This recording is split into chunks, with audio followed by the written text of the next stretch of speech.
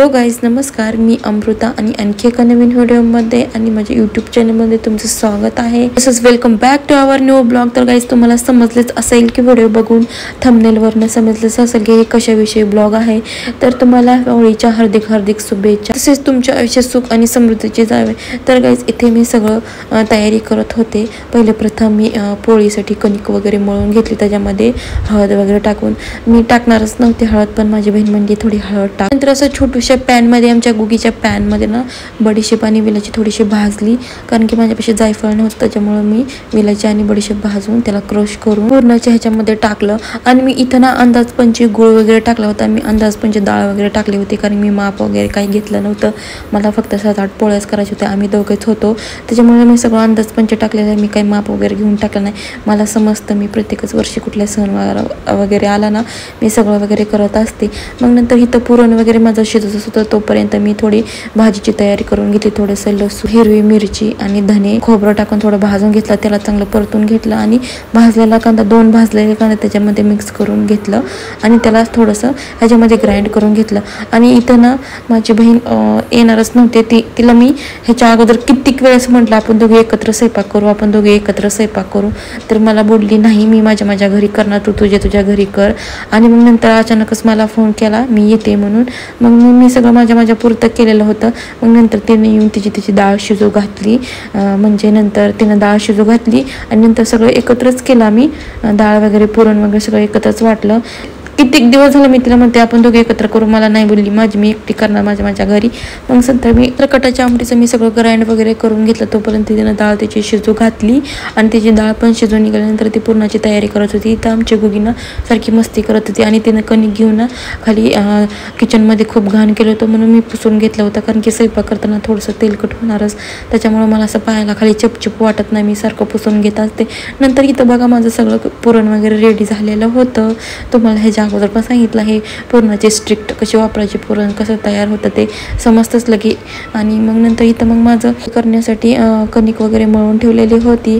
कटाची भाजी करण्यासाठी त्याचं साहित्य पण सगळं तयार करून ठेवलेलं होतं. त्याचबरोबर भजी वगैरे करायची, त्याचे कांदा वगैरे चिरून ठेवलेला होता. आणि इथं पुरण वगैरे आम्ही वाटत होतो, पुरणाचे पण सगळं तयार झालेलं होतं. इथं मी सगळं पुरण वगैरे थोडंसं वाटून घेतल्यानंतर माझ्या बहिणीने केलं. ऑलमोस्ट सगळी आमची तयारी झालेली. तिथं आमच्या गुगीची मस्ती चालू होतं. बिनका मम्मा मला त्रास देत होती तिनं. स्वयंपाक करताना थोडंसं किचन घाण वाटत नाही, पण आज म्हटलं सणवाराचा दिवस आहे आणि थोडं घाण झाल्याशी तर स्वयंपाक कसा होणार. तरी पण थोडं घाण पडलेलं होतं. कणिक वगैरे म्हणताना पीठ वगैरे खाली सांडणं, पुरण वगैरे खाली सांडणं, तसंच थोडंसं तेलकट होणारच. पण मला काही जज करू नका, किचन किती घाण आहे असं तसं. भांडी तर पडणारच ना, जसं वापराल तसं आपण सिंकमध्ये भांडी टाकणार. मग नंतर इथं मी कटाची भाजी वगैरे घेतली करायला. थोडंसं लसूण टाकलं, जिरं टाकलं आणि जे दाखवलं होतं तुम्हाला ते ग्राइंड करून घेतलं. एवढी भारी कटाची भाजी होती ना, तुम्ही अशी पद्धतीने ट्राय करून बघा या मेथडनुसार. मग नंतर थोडासा काळं तिखट टाकलं आमचं घरचं आणि थोडं मीठ टाकलं आणि त्याच्यामध्ये शिजवलेली चण्याची डाळ टाकून घेतली, थोडं पाणी टाकलं आणि अशी झाली माझी कटाची भाजी. आवडली असं तर मला नक्की सांगा आणि ह्या माझ्या रेसिपीला ट्राय करा. तर मग इथं आमचं सगळं झालेलं होतं. लास्ट आम्ही पोळ्या लाटून घेणार होते, कारण की तिला पण तिच्या बिल्डिंगमध्ये होळीचं दहन करायचं होतं आणि त्याच्यामुळे मग आम्ही लवकरच पोळ्या लाटायला घेतल्या. कारण की ती इथून कटाची भाजी पोळ्या घेऊन जाणार होती. घरी जाऊन तिचं भजी वगैरे करणार होती. तिनं फक्त 2च आयटम इथून घेऊन जाणार होती. आणि मग नंतर आम्ही इथं अशा पोळ्या लाटल्या. ह्यावेळेस मस्त झाल्या होत्या पोळ्या, चांगल्या टंब अशा फुगत होत्या. आणि म्हणून मी लवकरच घेतलं होतं करायला. 3:30 वाजल्यापासून करत होती, कारण की बहीण तर येणार नव्हती. तिला अगोदर म्हटलं होतं ये, तिनं काही येणारच नव्हती. आणि तिनं फोन केली तर मला भरपूर, पण माझा मोबाईल सायलेंट असल्यामुळं मी उचललाच नाही. त्याच्यामुळे मग गुगी असल्यामुळं गुगी काही करून देत नाही. त्याच्यामुळं मी लवकरच स्वयंपाक करायला घेतला होता, कारण की थोडं करून सगळी अगोदरच थोडी तयारी करून ठेवायची, कारण नंतर सोपं जाईल. आणि साडी घातल्यानंतर मला काही एवढं करता येत नाही, कारण की साडीची सवय खूप मोडेल आहे. ड्रेस घालते त्याच्यामुळं ड्रेसवर आपण पटपट करतो, पण साडीवर मला आवडता येत नाही. त्याच्यामुळं मी म्हटलं थोडं तयारी करून घ्यावी आणि मग नंतर करावं. मग इथं आम्ही सगळ्या पोळ्या वगैरे करून घेतलेल्या होत्या आणि पोळ्या अशा मस्त टरटर फुगत होत्या. आता खूप अभिमान वाटला की माझ्या पोळ्या अशा टरटर फुगायला लागलेल्या आहेत आणि खूप छान झालेल्या होत्या.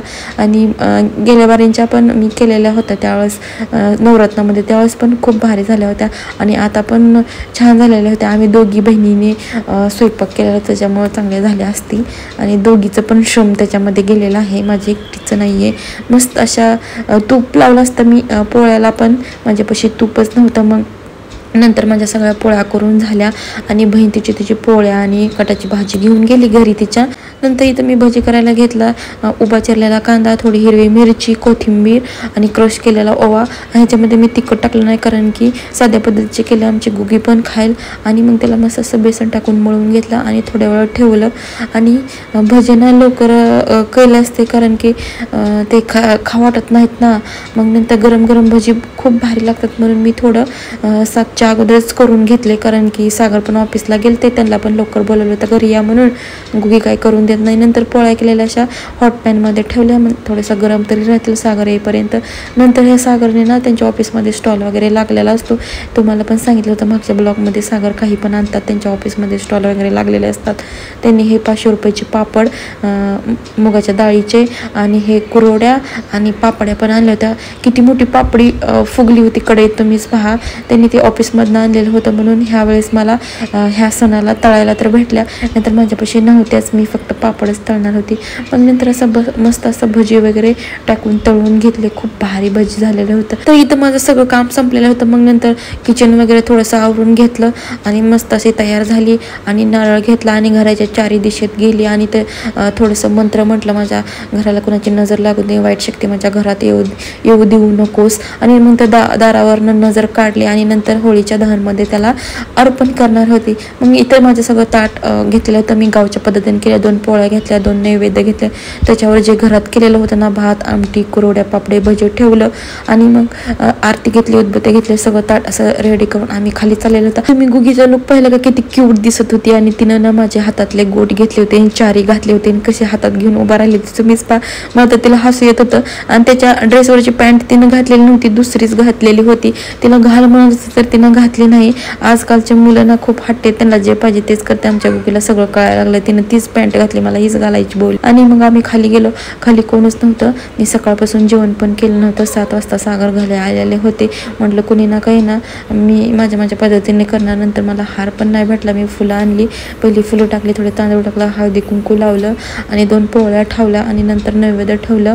तर आरती उदबत्ती लावली. नंतर होळीला 5 फेरे मारल्या हातात तांब्या घेऊन आणि मग नंतर शेवटी मी नारळ ठेवला वरती आणि नंतर नमस्कार करून घेतला. इथं माझं लवकरच झालेलं होतं आणि मग आम्ही जेवायला गेलो वरती आणि मस्त असे नंतर फोटो काढले.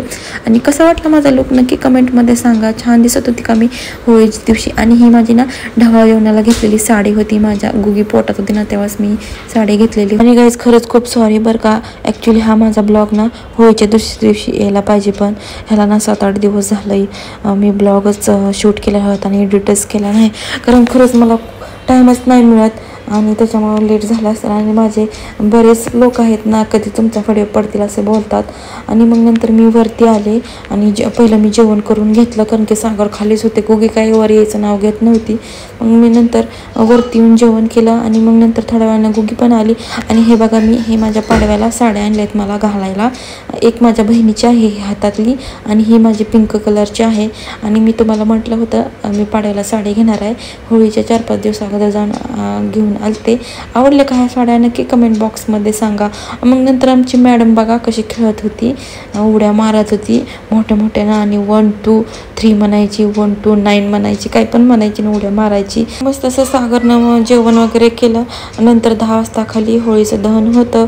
मग आम्ही गेलो, सर्व बिल्डिंगमधले लोक आलेले होते आणि तिथंच लहान मुलांनी हॅपी होळी पण केलेली होती. आणि इथं आमची गुगी कशी कलर वगैरे घेऊन तिच्या पप्पाला लावत होती, आरतीला लावत होती. आता इथं पहा तिनं तोंड कसं केलेला आहे.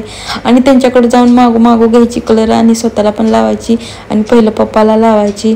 आणि ते बघा कलर घेऊन हातात कशी चवते. मग इथं मुलांनी ना होळी दिवशी संध्याकाळी इथं होळी साजरी केलेली होती. आणि इथं आमची मॅडमनं तर गुगीची तर ना पहिली होळी नव्हती, ही दुसरी होळी होती. पण पहिल्या होळी तिला काही समजलं नव्हतं, रडतच तिनं. आणि आता मस्त अशी तिनं खेळी, तिनं खूप एन्जॉय केलं. आणि मग नंतर आमची मॅडम इथं गाणी वगैरे लावले होते, डान्स करत होती, आरती करत होती. आरतीसारखं तिनं करायला ट्राय करत होती. दोघीनं वगैरे डान्स केला. मग नंतर 11 साडे 11 वाजता आम्ही वरती आलो. बघा मॅडमचं तोंड वगैरे कसं झालेलं होतं. आणि तिनं मी शिकवत होते तिला म्हणायला मन पप्पाला हॅपी होली. मग इथं दुसऱ्या दिवशी धुळवड दिवशीचा व्हिडिओ आहे. आमची मॅडम लेट उठलेली होती आणि आम्ही खाली गेलेलो नव्हतो, कारण म्हटलं नको, ही लहान मुलं आहे, कोणी जास्त असं तोंडाला कलर वगैरे लागतात, डोळ्या जाईल म्हणून आम्ही गेलोच नाही खाली. मग इथं मॅडम तिच्या पप्पालाच हॅपी होली करत होती. मला तर ना खूप तिचं वाईट वाटलं की तिला मी खाली घेऊन गेली नाही आणि तिनं घरीच एकटी तिच्या पप्पाला हॅपी होली करत होती. तिच्या पप्पाला लावायची आणि हॅपी करायची, हॅपी होली करायची. आणि तिच्या पप्पाला तिने जबरदस्ती लावायची, लावा ना म्हणायची. आणि मग नंतर तिच्या बाळाला, स्कूटरला, सगळ्याला हॅपी होली केली. आणि तिला कोणच नव्हतं ना, तिचं मैत्रिणी वगैरे आरती वगैरे सगळा खेळून त्याच्या घरी गेलेले होते. आणि नंतर आमच्या गुगीला खेळायला कोणच नव्हतं. तिच्या पप्पाने तिला कलर पण आणले होते. आणि आम्ही खाली का गेलो नाही, गुगीला जास्त वगैरे कलर लागला तर, गुगी छोटी पण आहे, डोळ्यात वगैरे गेला तर, म्हणून आम्ही घेऊन गेलेलं नाही. मग इथं पहा तिच्या बेबीला पण लावत होती आणि स्कूटरला पण लावत होती. मस्त आमच्या गुगीनं एन्जॉय केला आणि स्वतःला पण लावत होती. आणि मला ना खूप भारी वाटत होतं. आमच्या गुगीला सगळं आता कळायला लागलेलं आहे. आणि स्वतःच लावायची, थोडं घेऊन बघा, स्वतःला लावायची, हॅपी करायची. आणि पप्पाला प्रत्येक शब्दाला म्हणायची हॅपी होली करायची. लगेच आमचे सागर कसे म्हणतात, आता गुगीला खेळायसाठी दुसरं कोण नाही. आणि मला कसे म्हणतात, कसे म्हणून गुगीला भाव नाही तर बहीण पाहिजे, म्हणजे तिनं खेळली असते, दोघी तर का होईना, नाही तर दोघं तर होईना, खेळ नसते का. म्हणजे माणसाची मनं बघा ना कुठे जातात लगेच. आणि मग नंतर आमची मॅडम बघा मला कशी लावते, तिनं सगळं माझ्या तोंडाला लावलं होतं बरं का हे. तर कसा वाटला व्हिडिओ मला नक्की कमेंटमध्ये सांगा. तुम्हाला होळीच्या अजून एकदा हार्दिक शुभेच्छा. तर व्हिडिओ आवडल्यास नक्की शेअर करा, लाईक करा आणि माझ्या व्हिडिओला सबस्क्राईब करा. आणि असंच तुमचं प्रेम आणि साथ राहू द्या. Thank you for watching. बाय गाय. भेटू मग आणखी एका नवीन व्हिडिओमध्ये.